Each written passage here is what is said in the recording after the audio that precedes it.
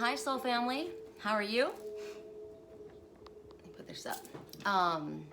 It's a rainy day. I had no idea it was going to pour rain today. Thank God I wrapped up my little trailer. It's so sad. Broken little pieces all wrapped around in plastic sheets and painter's tarps. I posted. So if you follow my page, you'll know this. But I did a reading last night. You guys probably saw it already, and I did what we were. It was amazing. Remember, I told you I've been up for weeks and not sleeping at all, and I mean, I am connecting to someone else who's not sleeping, and that's why it exacerbated things. But I was also, like I said, it started with downloads, right? Download after download after download, and I never know what I'm getting until it's all over, and then epiphanies start happening, or all the puzzle pieces start fitting together, and I start picking up on things. And I'm working with my undersea team. So I've got this is the only knight in shining armor I'm interested in, this seahorse, right? So let me just get this all together. So I had played the whale sounds underwater for sleep and relaxation as I was doing the video, right, yesterday. And I went to sleep with this. Before I went to sleep, I told you guys in the video earlier that anyone that was attached to me in any way whatsoever, I asked Archangel Michael to detach, because I needed to connect to my highest vibration, and I was basically being drowned. And if you're going under and someone grabs onto you and pulls you down underneath, right? Like I had no business helping anybody else while I was struggling to get to the surface. So I said, look, I can't have anybody riding on my back, right? You got to get off. I kept hearing that song, Monkey on Your Back. Get off of my energy, because I'm trying to get to the surface. I am capable of diving down deep, but I've just gone through basically the war, right? I felt like I posted this morning. It's funny because I go between these two things, these two types of, it's funny, I either go from 0 to 100, just like that. So I'm either in total repose, which is never, that only happens when I'm sleeping, and that's really probably why Spirit did all those downloads, because I can't be downloaded while I'm awake. I have to be asleep while I'm getting downloads. Sorry, the other way around. I can't be asleep while I'm getting downloads because I get too involved in my dreams. Because I'm a night rider. I am. I'm a horsey girl and I ride at night. And because I astral travel so much, there's no way that I'm going to stay out of what's going on if I'm watching it. I don't know that I'm supposed to stay out of it. I feel like I'm there. Why am I there? I'm there, so I should be doing something. So anyway, so they got me to the place where I was so freaking exhausted that I slept. And I listened. I held on to my Amazonite, like I told you guys. I held it as I went to sleep last night. And it was amazing. I had lucid dreams. I astral traveled. And yet I did it all with the aid of my underwater team. It was like I was riding on the back of a whale. It was freaking awesome. So I didn't have to do all of the heavy lifting, the hard work, right? I was the rider. I was on, the horse was riding, because the horse represents spirit, right? Assistance from spirit. And, even the rider needs to be, even the horse, sometimes I'm the horse, I need assistance too. So I'm telling you, I go from one version of who I am to another version. That's the Gemini in me, right? So I'm going to let you pick your items, and then I'm going to tell you what I'm talking about. It'll somehow come into this reading. And I had a hard time picking between my items, which everyone seems to be having right now. There's a lot of changes that are taking place right now. Opportunities, lots of opportunity, lots of options, lots of different ways that you should go, which way is best, what's in my highest good. We can't make our choices based on other people. We have to make our choices based on us. It's not being selfish. It's our life, right? So Spirit was saying to us, we have opportunities coming, and specifically, there's an opportunity coming. Remember the totem, the woodpecker on the mountain the other night? There's an opportunity coming. You're being challenged to open the door. However, we also got that there's an offer that's toxic. Don't accept it, right? Remember I said, oh, they show up now? Because, where were they before? But now that they know you're leaving, now they show up. No, they're not sincere in their offer. They're blowing smoke up your ass. So pay attention. So I'm looking at these items, and I chose one at first, and then I chose the next two, and then the fourth one I thought, yes, definitely. It's so clear, you'll see what I'm drawn to. But then I saw the last two, and I thought, ooh, I kind of want to throw out the cheap ones. So I'm going to show you the deal. I pulled out this. I keep being shown this in different ways. This is actually really cool. It's a solar light, and these little lights inside light up at night, and this is actually adorable. It's like fireflies, firefly totem. So I love this, and I love the vintage look of it. I just love it. I got it at the freaking dollar store. I think I paid, what did I pay? Is there a price on here? I bought two, and I bought two for my landlord. $5.99, and I wish I got them all.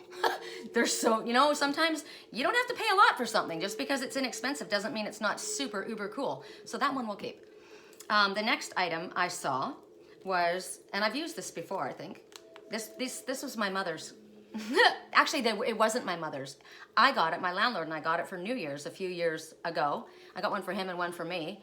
And it has different speeds.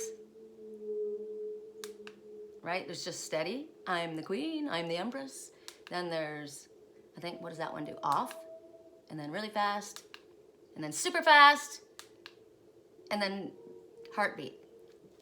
Those are like what I said, my speeds, right? Fast and really fast. And then there's heartbeat. That's what you need. So I looked at that and I thought that was kind of cool. I kind of like this. So I think I might just leave it on right now for a second. Now, what's funny about it is it certainly clashes with this, right? The what I really am. Right? The natural stones. Everything I'm wearing is a crystal. This is bone. But everything has, I mean, this is spiritual. This is badass. I love it. And yes, I like the three horses too when I showed you guys them. But Archangel Michael picked this one.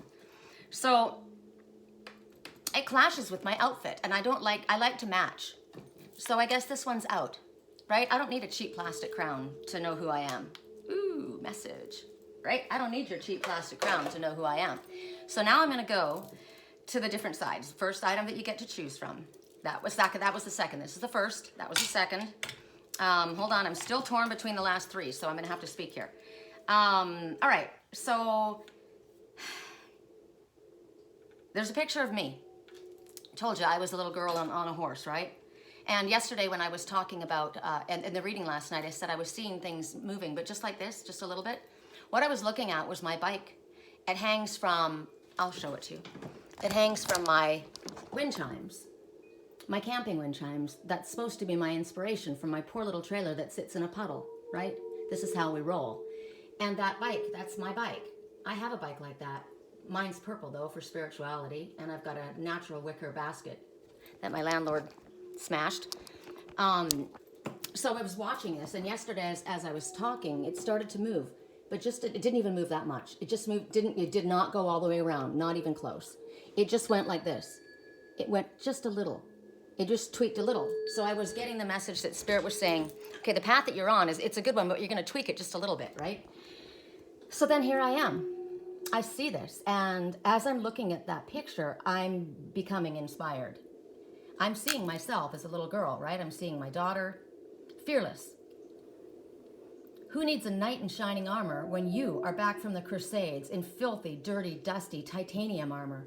Because you've done the work, and you've been in the trenches. You've been to hell and back, and can truthfully say, I stayed on my path. I walked through unfriendly valleys, and I climbed the meanest of mountains thrown in front of me. I stood in my truth, in my integrity, and in my honor. The wolves came and went. And with my invisible army, who never lets me down, backs me up and is always there, I'm still standing. Booyah! You won't stop this girl. I was brought here for this. You ask, you and what army? Look on the wall next to me. You may see a small, insignificant soul in front of you, but what is on that wall is truth.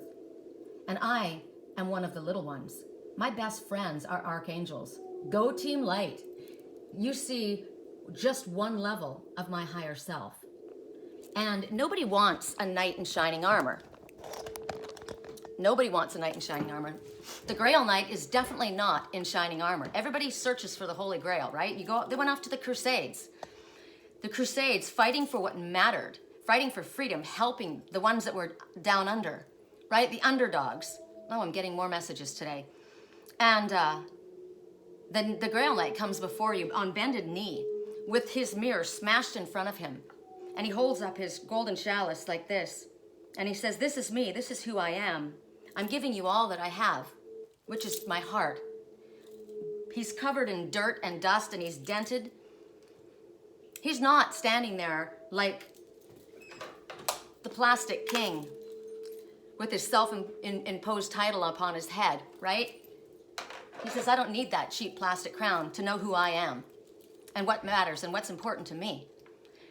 He is, however, humbly before his Father. This is what I love. I love. When Michael, Archangel Michael, who the kings of this planet have nothing on, comes before his Father, he bows his head. He bows in humility. He says, I have conquered my demons. That dragon that he slayed, his own demons. I've conquered my demons. I'm here, Father. And then his father knights him, right?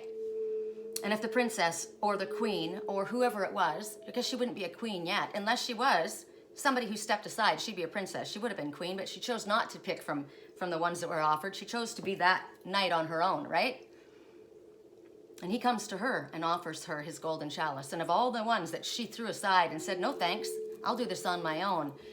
She doesn't want those shiny plastic kings. What she sees in front of her is real, authentic, truthful, honorable, right? And until you have that standing in front of you, don't settle for anything less. Because like I said, who needs a knight in shining armor when you're the one that's been going through the trenches? You stay on your path, you do the work. And whoever is of your caliber will recognize that in you, and you will recognize that in them. There will be no difficulty making decisions. You can take this any way you like. It doesn't have to be just about a relationship. It could be about a job. It could be about anything, right? Okay. So there's that. And I was all fired up. I was just like, damn straight. And then the life and legend of the most, I can't read it all because I'll lose it. The life and legend of America's most famous wild horse showed up on my screen. I'll show you the horse. It's a paint. I told you I'm a Mustang. I'm a painted pony. That's what I always was. But I always was in love with the Palomino. That was my favorite. And this tells the story of this horse, this wild, beautiful horse out in the desert here. His name was Picasso. He was amazing. And it talks about his rival. And it says that there was only other one that would stand up against this one, and that one was a Palomino, of course, right? But it talks about how this one wanted to remain wild. He wants to remain wild, and it's really sad because as he got older, very thin, you know, the stallions, they fight. They fight to win the female. And it talks about how there was a fight between the two strongest males for Spirit Dancer. They fought almost to the death, and then one conceded and walked away. And then there was one called Voodoo that came in. There was too many messages in this for me. And it just goes on about the stories of these wild horses. And so I'm reading this whole thing, and I'm once again 12, sitting in my, I don't know where I was, wherever I found myself, right, reading. Oh God, I'm in a puddle of tears. I'm also a Mustang and a painted pony.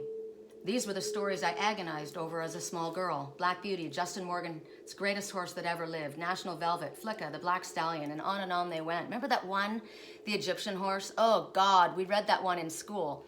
Do you remember doing that in school? Where the teacher would pick a book and the class would all have to, you would read together? I don't know if they do that anymore. They freaking should. But this one, it was about a horse, an Arabian horse in the Arabian desert. And that one, oh my God. So here I am, right? I would sit wherever I found myself, crying the most desperate of tears as my heart broke again and again, as these beautiful horses were abused, as others tried to break them. But they never broke their spirit. I was all ready. Makeup on, hair done, gonna do this reading for YouTube. And now my face is tear-streaked, blotchy, and red-nosed. My heart can't take the animal's suffering, even when it's their own choice. And now I know who I speak of. We can't, these ones are wild. They were born wild. They want to be wild. They want to stay out there. That's where they will live and die like that. They will never come in. They will never change who they were because that's what they want. So the message is about people about choices. We all have choices to make, right? And even though it breaks our heart, some will never change. They want that.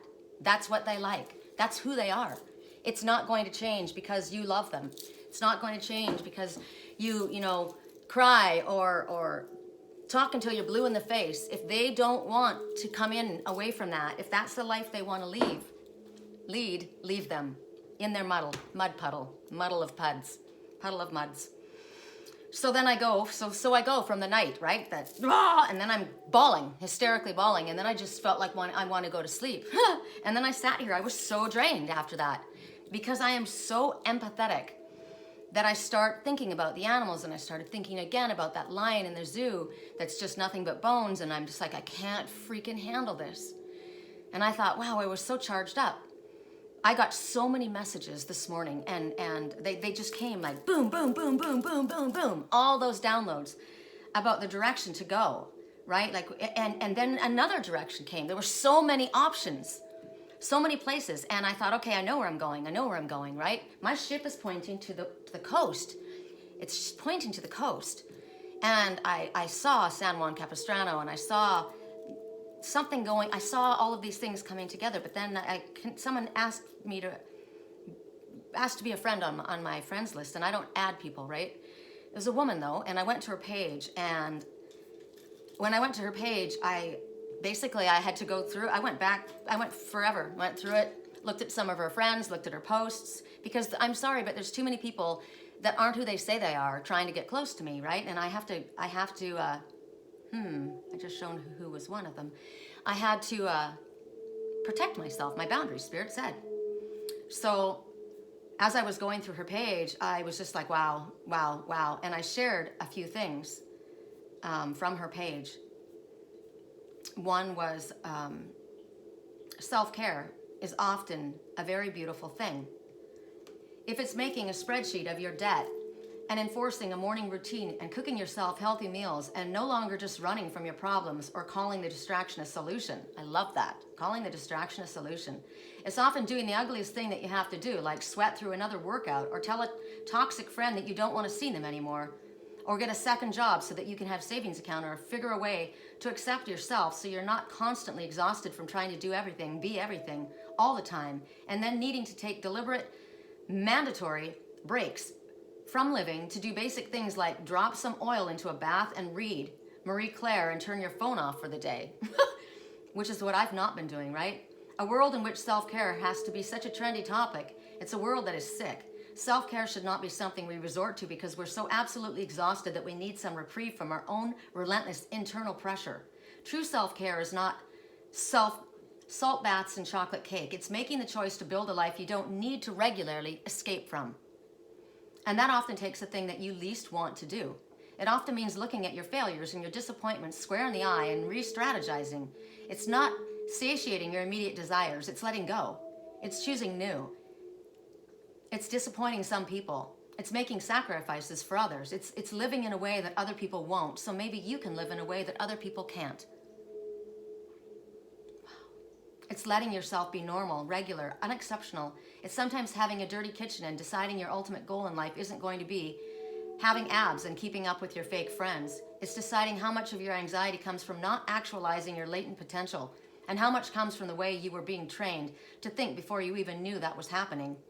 If you find yourself having to regularly indulge in consumer self-care, it's because you are disconnected from actual self-care, which has very little to do with treating yourself and a whole lot to do with parenting yourself and making choices for your long-term wellness.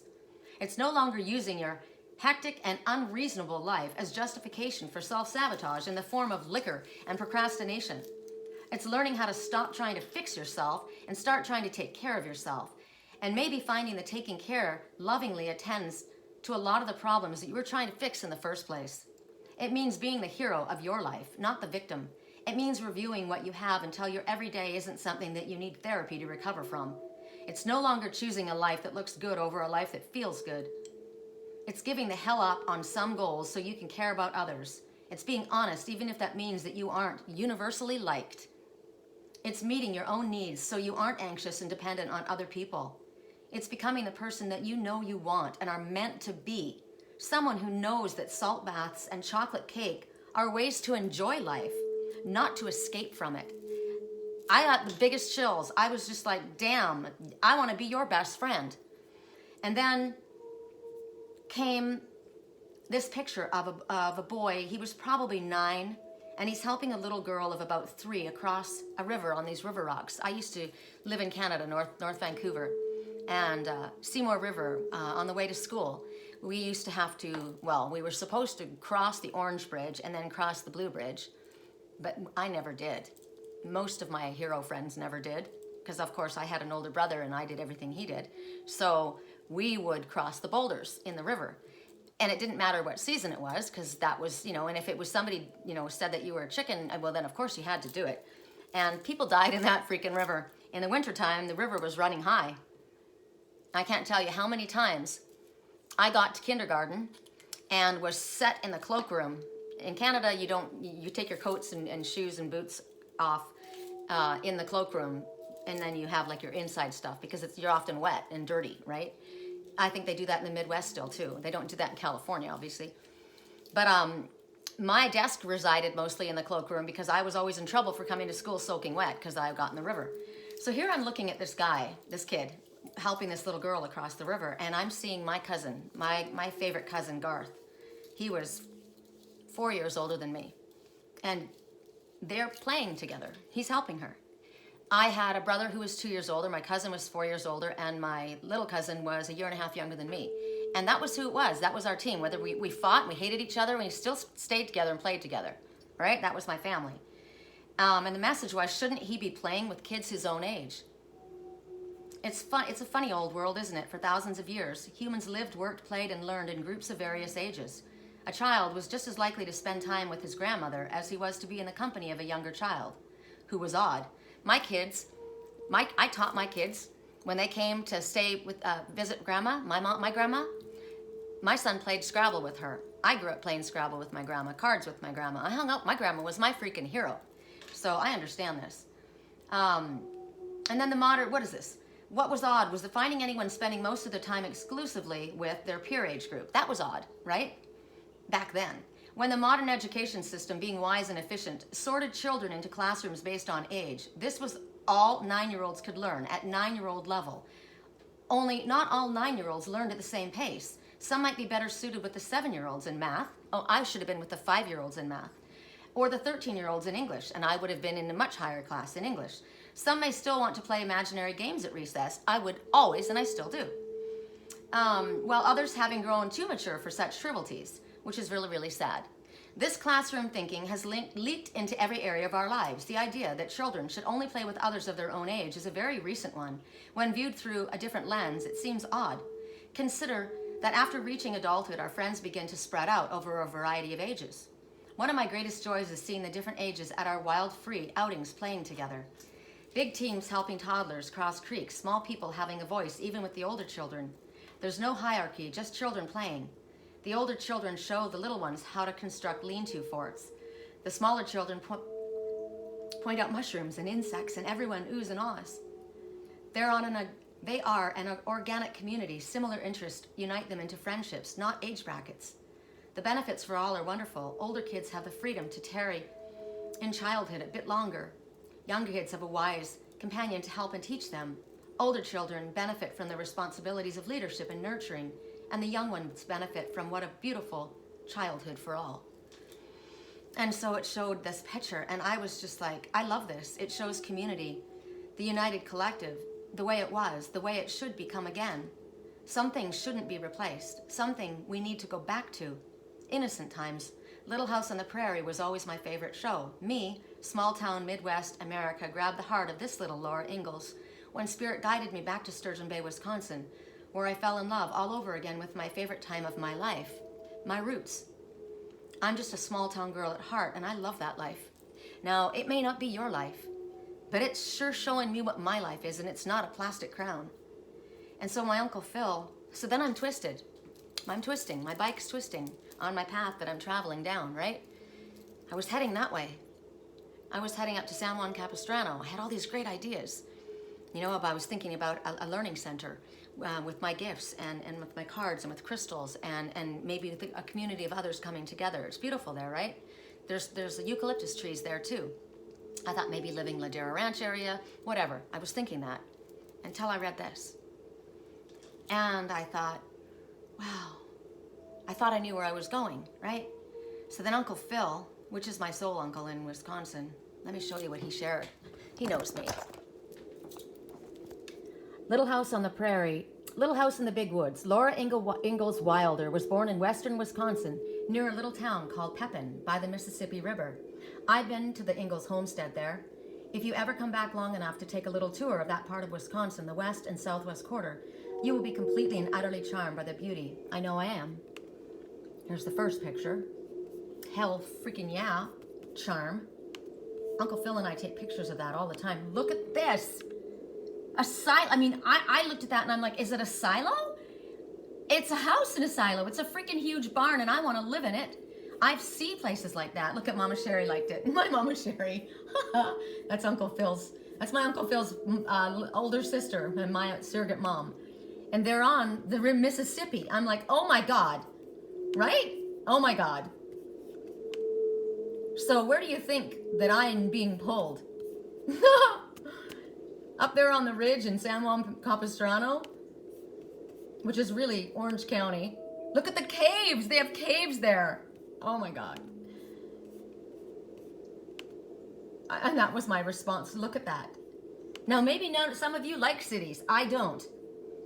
I go, oh my God, Uncle Phil, caves too? Oh my God, I love it there. He said, overlooking the confluence of the Wisconsin River and the mighty Mississippi, a magical and sacred spot for millennia. I gotta tell you, this small town guy lives in Green Bay, Wisconsin, can play so many different instruments, is an artist, and is so brilliant. So brilliant. And when I went back to Wisconsin, people here in California made fun and said, oh, are you gonna get yourself a Pendleton jacket? Right? To go be back there with all the Okies? And I said, wow, really? I can't remember who said that to me. It was a friend of mine. That is no longer a friend of mine. And I said, you know, I wouldn't trade one of those people for 15 of people like you. That was the end of our friendship. Don't insult my Uncle Phil, right? And excuse me, I grew up wearing Pendleton jackets and I still like them. So you're insulting me. So, and this man is brilliant. I said, heaven on earth, where the river meets the sea. Well, a big lake might as well be a sea, right? So now I'm like, oh wow, Spirit, where the hell am I going? All I know is there are so many options that we have be in front of us, and what we need to make sure that we're doing is staying on our soul's path. We will be guided. We won't make a mistake. Hold on, I gotta plug this thing. I put my Amazonite chip inside my phone, and it pops the case out, so I can't plug the stuff in. Whew. So, oh, and P.S., the girl that I went to her page, I befriended her, and I wrote her books, and I felt really bad, you know, that I did. Her name is Serenity. I mean, maybe, I don't know if that's her real name, Serenity, but wow. And I'm not going to tell you everything I said because I went on. We were definitely, I was led to her by Spirit yesterday. When I came, was it yesterday? I don't even know. When I came back, maybe the day before, from Idlewild, I'm coming through Hemet and the backside, and I'd never seen it before, by Diamond Lake. There was a big sign and it said the home of the mastodons. And I'm like, the dinosaurs, right? And I kept looking, I said, I've never seen that before. But I kept looking at that and I wondered why they kept grabbing my attention. So I said to her, I don't add people very often. I've had a lot of problems with stalkers and energetic vampires who follow me and just won't stop. I went through your posts and checked you out. You might think that's creepy. It's me protecting my boundaries. I have to. I draw all sorts of whack towards me because of the work I do. I wanted to personally write to you and say I'm honored to accept your friend request. I'm lying here with tears pouring down my cheeks at several of the posts that you shared. I have dreamed about your family. It's not unusual for Spirit to show me who I will be meeting. It's a pleasure to meet another soul family member. Blessings. I have dreamed about her family. She has a big family. She has an adopted daughter that is of a different culture. And so we went on, and it made me think about, you know, why would somebody be a spy? Why would somebody be lurking and trying to check you out? Just like I was. Because you gotta protect yourself. Maybe you're in an industry that draws a lot of people that are whack, right? And you don't know who's who. So it made me think about that. And she said, I totally understand. I do the same thing. I was just telling my husband last night I should have been a spy because I'm always checking people out first. I'm very protective of my family that way. So the way I found your profile, as I was leaving a river a review on the Santa Margarita River Trail website, and I saw your review at the farm in Wildemar. I noticed that you teach Reiki. Anyway, I won't go on about this, but she has a farm. And she said, I see that you shared my post about Laura Ingalls. My girls play Little House on the Prairie all the time. If you ever would like to visit our farm, it's a Prosper Farmstead on Facebook, and we have baby goats. Remember Uncle Phil? I met Uncle Phil's friend in Wisconsin, and she has baby goats. My region, all over the place. I think you would love it, and I would enjoy meeting you. And I said, absolutely freaking lootly. But I was talking about going to a class that I saw up in Laguna Beach, right area. So she says, I'm right outside of Hemet, Sage, right behind the Diamond Valley Lake. And I said, wow, just was in Idlewild. I kept looking at that Mastodon sign. Spirit was pointing you out. How funny. I was wondering why they were showing me that. But I was so intrigued to see that sign I'd never seen before. Dinosaurs. Wow, I'm getting many messages right now. Sarah and Littlefoot. My kids watched that. It was their favorite. I used to watch it over and over again. Sarah and Littlefoot.